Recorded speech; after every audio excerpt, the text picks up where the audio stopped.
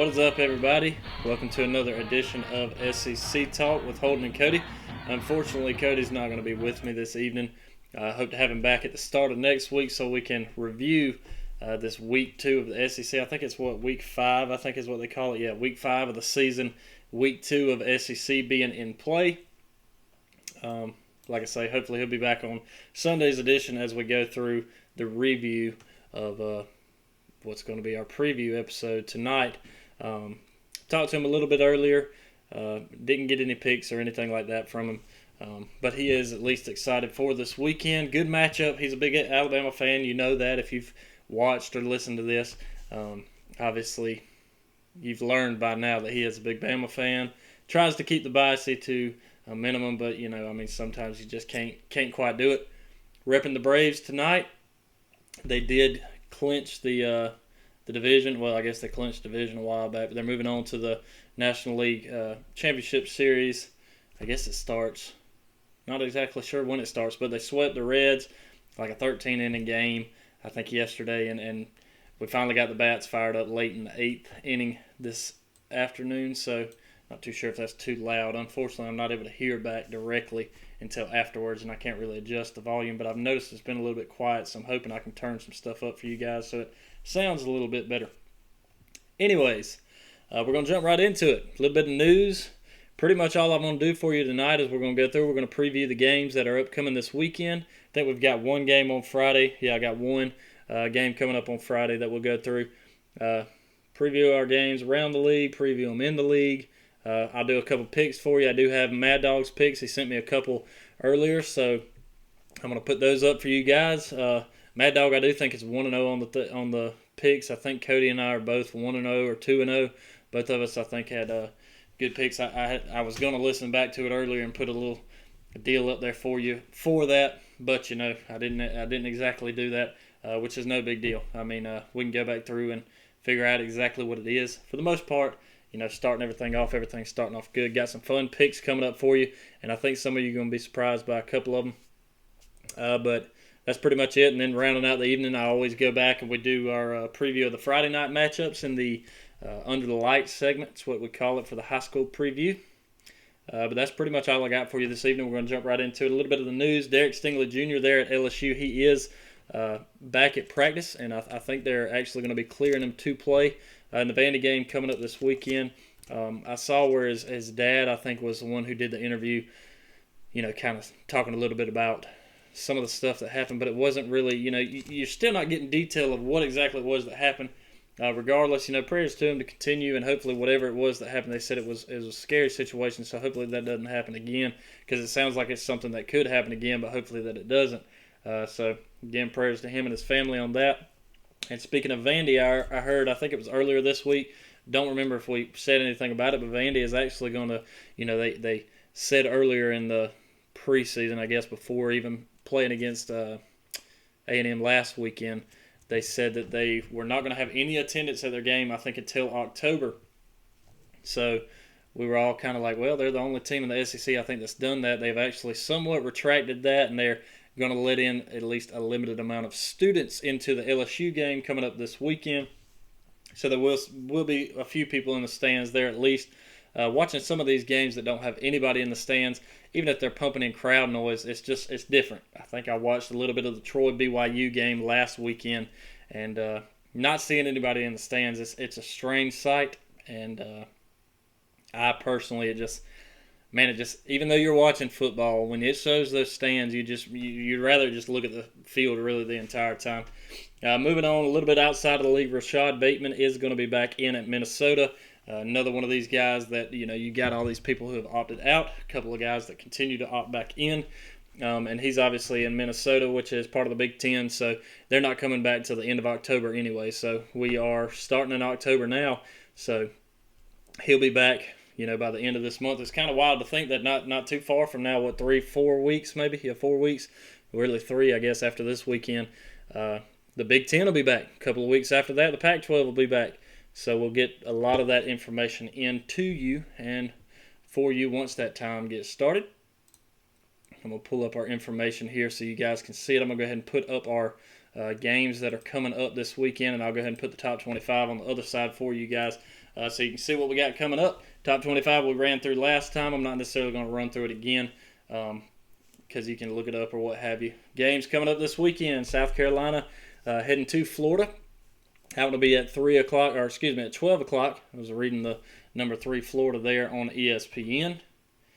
Looking for one other thing here. The primetime game, and I believe it's going to be your, what do they call them? It's the college game day weekend. You will have Auburn and Georgia. College game day will be there in Athens. It's going to be a little bit different this year. They're going to be doing, I think, like they've done in the past, where they're on the field watching that one. You got number 7 Auburn taking on number 4 Georgia. That one's going to be at 7:30 on ESPN.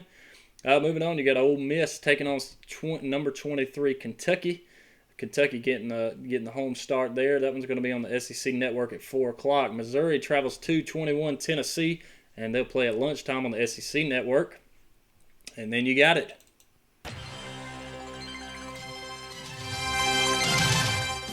I'll probably do this every time.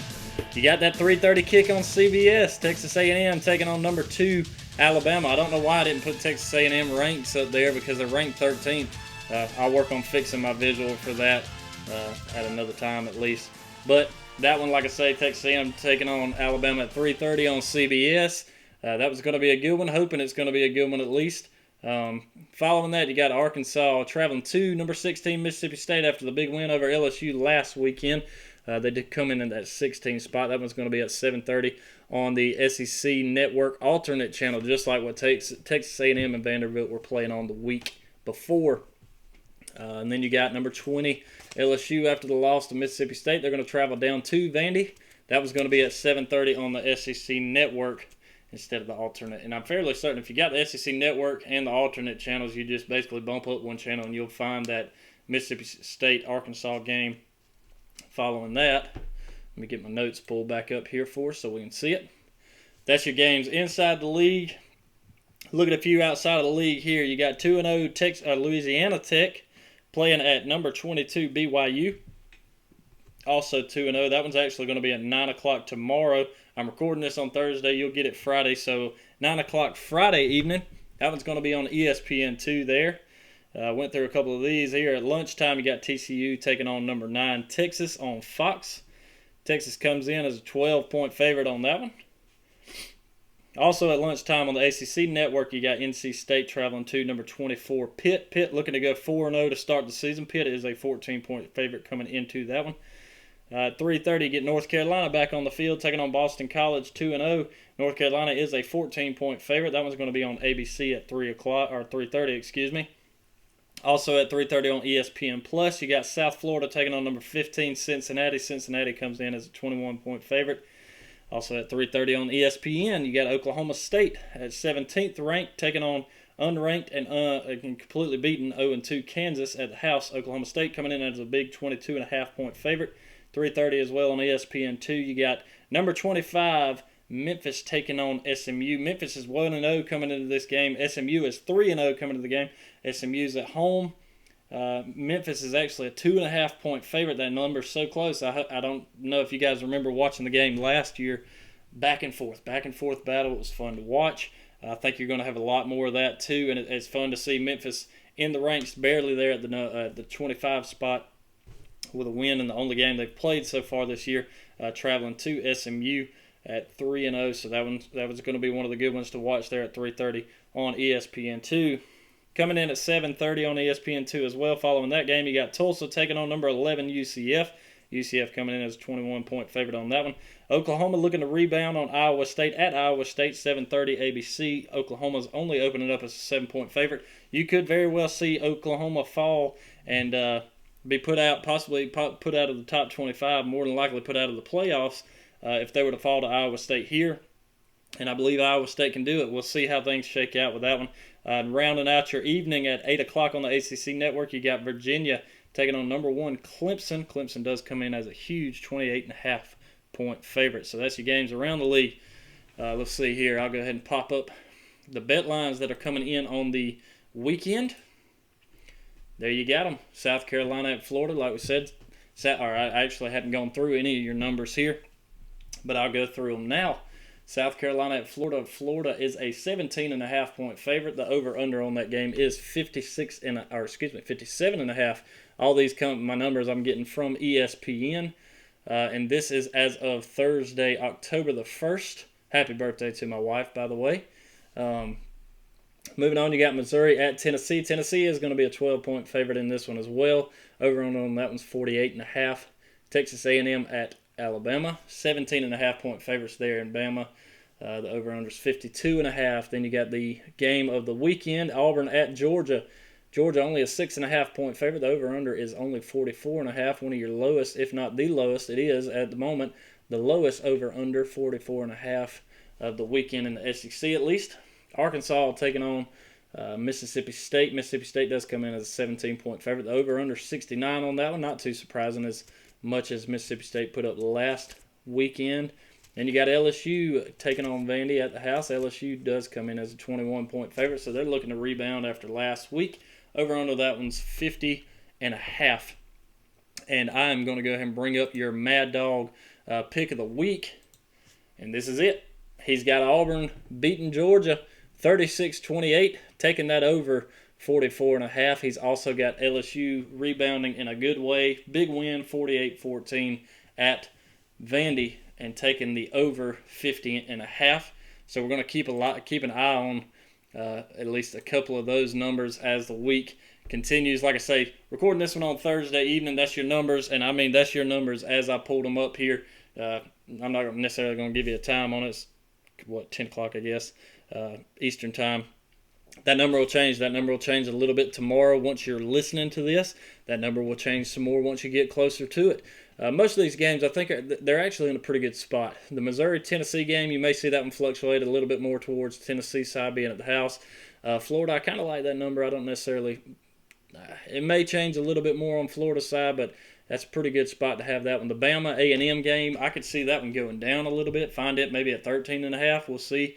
The Auburn-Georgia game, I don't think that one's going to change much. You got a really good tight matchup there. Mississippi State, that one's not too bad. You might see that one pump up to about 18.5. Maybe the LSU, that one I think can only go up as far as it goes. As far as my picks, don't have a visual here for you, but I am going to give Georgia the win 31-17. I think we start to figure some stuff out on offense because JT Daniels has been cleared. I said it last week, and he was not. I apologize for that. But he has, per Kirby Smart, been called, or he has said that he will be cleared for this game. And the only thing that Kirby said was he's actually just getting a little bit more practice than he was in the past. He said that's the only difference is he's just getting a few more reps than he was before.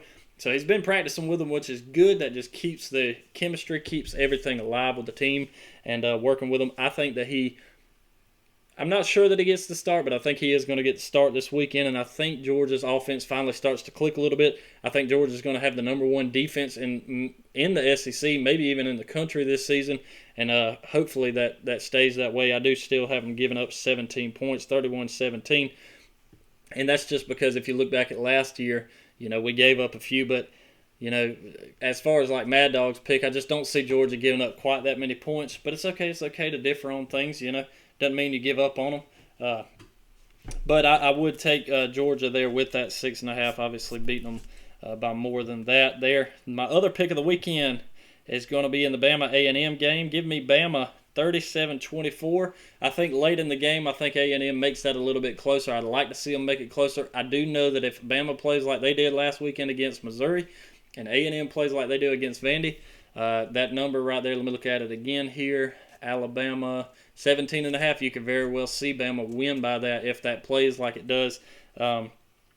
But I think it's going to end up being a tight one. I think A&M starts to get things rolling again down there with Jimbo Fisher. Hopefully so. It is in Tuscaloosa, which always makes it a little bit tougher. But obviously that would make me under on that 17.5. So give me A&M laying the points there. So that's the picks I have on the weekend. Again, unfortunately, I don't have any kind of numbers from Cody. So maybe he'll decide, give me something, or maybe we'll just kind of, trust him when the Sunday edition comes around, and we can ask him kind of how he felt before the game, and I'm sure he'll be honest on it, at least kind of telling us what he thinks and how he feels about it.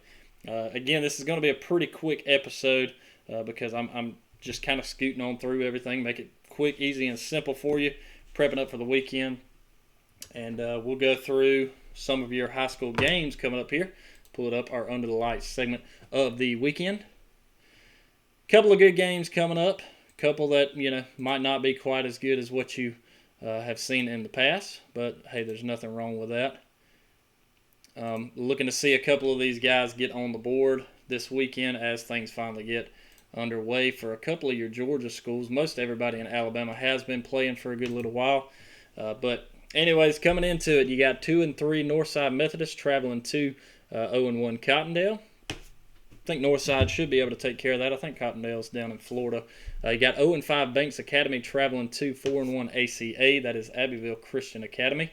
I think in the past we've put ACA up a couple times, and that's because if you go down a couple spots here, you got 1-5 Ashford taking on 4-1 Alabama Christian Academy. Just a touch above that, you got 0-5 Headland taking on 3-3 Andalusia. 1-5 Houston County taking on 0-5 Cottonwood. That was going to be a pretty good matchup. I think that would be a pretty good matchup as far as I think they're both 2A. Cottonwood may be 3A now, but I believe they're 2A still. Cottonwood's a good team. They hadn't really lost by much in the games they played. Houston County's had a couple of rough ones. Did get a win there against, I think, Zion Chapel, who's not looking really good. A tight game against Ashford last weekend. I think that one could come down to the wire. Since Houston County is my alma mater on that, I'm not necessarily going to pick a game on it just because I feel like Cottonwood being at the house may make a bit of a difference for them, and they may be able to pull it out. But I'd love to see Houston County get another win here. Moving on, you got 4-2 Strawn taking on 3-3 Geneva. Should be a good game, good matchup there. 4-2 Dale County traveling to 2-3 Bullock County after that. The game of the weekend in Alabama to me, a couple of them right here, but the game I think that's going to be the best. You got 4-2 Prattville traveling to 4-1 Enterprise. Should be a good one there. Following that one up, you got 5-0 Geneva County traveling to 4-2 Elba. Another really good one matching up there. Following that one should be an easy win here for 4-1 Wicksburg as they travel to 0-6 Daleville. One of the big games that I was hoping was going to be a little bit bigger this year, but Dothan just hadn't seemed to get anything going. You got 2-0 Colquitt County out of Georgia that just took down Valdosta this past weekend, traveling to 0-4 Dothan. Kind of a tough one to match up there for Dothan as you get the powerhouse coming over from Georgia there. Moving on, you got 5-1 Abbeville taking on 2-4 Ayrton. 4-1 Greenville taking on 2-3 Rehoboth. 2-3 Providence taking on 5-1 Ops looking pretty good this year as things kind of roll on. A little bit of news that I did hear earlier this week that Cody and I have talked a little bit about that we were a little bit confused in the beginning on, but we got a lot of that stuff finally figured out and picked up, was that Jake Garcia, the quarterback that was at Valdosta, Rush Propst was at Colquitt County, is now at Valdosta. Did get the quarterback to transfer, I guess you'd call it a transfer, from California. I had to think about it there for a second. Does get him to transfer over. A wild situation there where his parents legally separated because under Georgia, I guess, regulations, he has to, his parents or household has to move with him and be a resident of the state that he is going to be playing in, which would be Georgia under their bylaws, obviously. And they did I think, in-house investigation on that one, and they have decided that he is not eligible to be able to play this year. So Valdosta will be without their quarterback moving on, and they have actually canceled their game for this upcoming Friday or weekend if they were to play on Saturday. I know sometimes some of those bigger schools will actually play on a Saturday. That's a little bit of news out of Georgia that I thought was pretty interesting. And even though it doesn't necessarily have to do anything with Colquitt County, it still kind of does just because Rush Propst being at Colquitt County for a while. And he was also at Hoover a while back when Two-A-Days was on.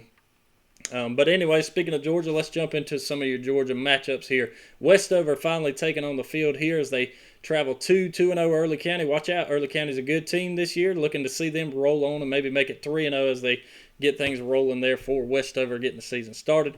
2-1 SGA, not looking too bad this year. They travel to 1-2 Bethlehem Christian Academy.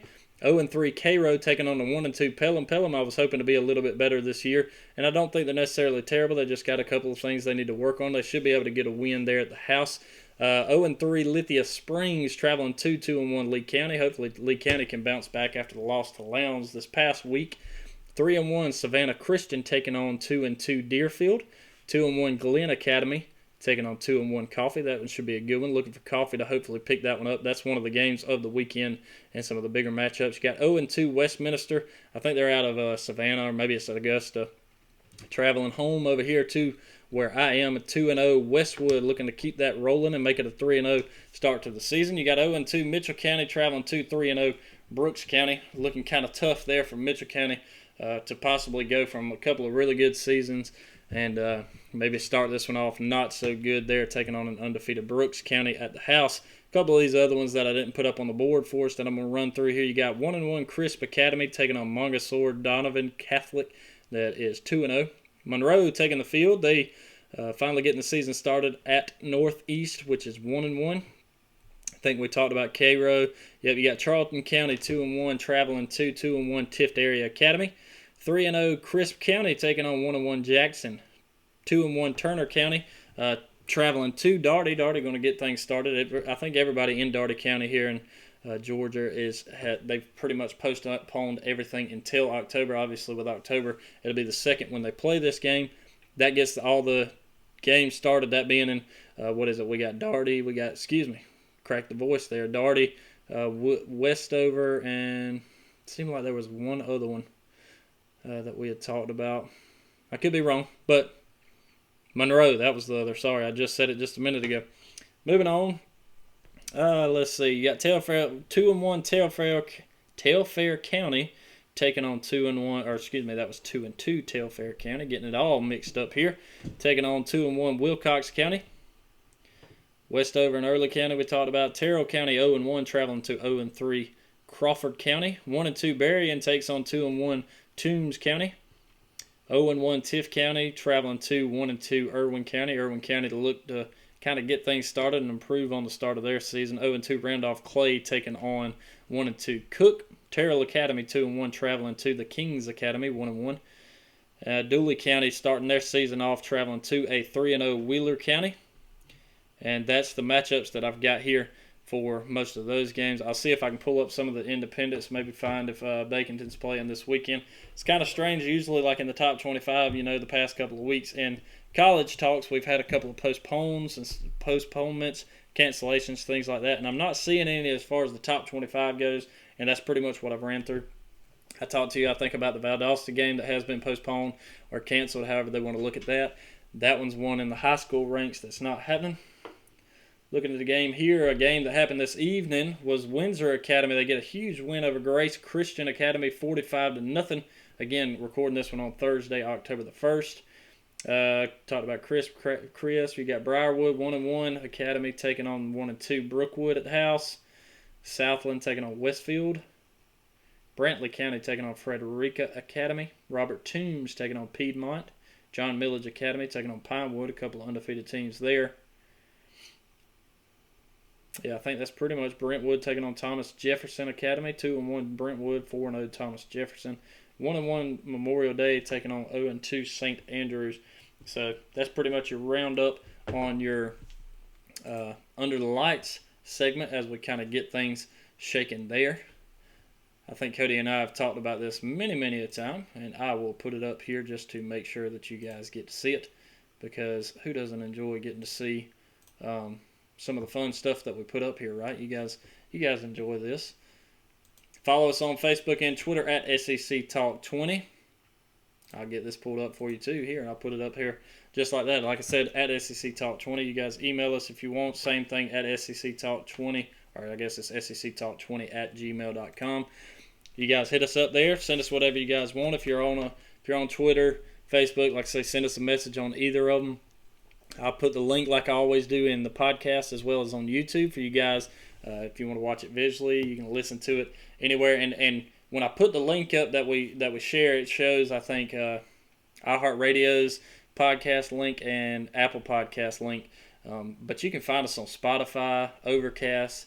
We're on a lot of things. As a matter of fact, the other day I was on another one that I meant to shout out is and I don't have it on this phone, but it's the SEC football app. Which has, as soon as you pull it up, it's got all the scores for the weekend, the over-under, the bet lines on it. You hit the next little side, and it's got audio.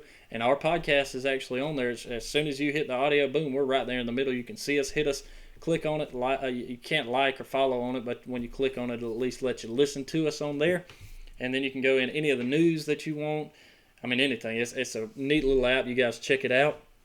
I enjoy that and being able to use that. But like I say, you can pretty much find us anywhere as far as listening goes. If you guys want to listen again, watching visually, you guys check us out on YouTube. Hit that link that I'll leave in the description.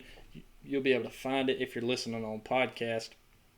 And you'll be set. You'll be good to go. I'll pull up our sound bit back in just a second so that way you guys can listen to some stuff as we go out instead of just staring at me and it just being extremely quiet going out, because who wants to listen to something quiet going out, right? Well, we might not listen to anything. There we go. Outside of that, you guys, SEC Talk, Holden and Cody, appreciate you guys listening. Tune in at the end of the week when we go back and we review the games from this weekend. We out.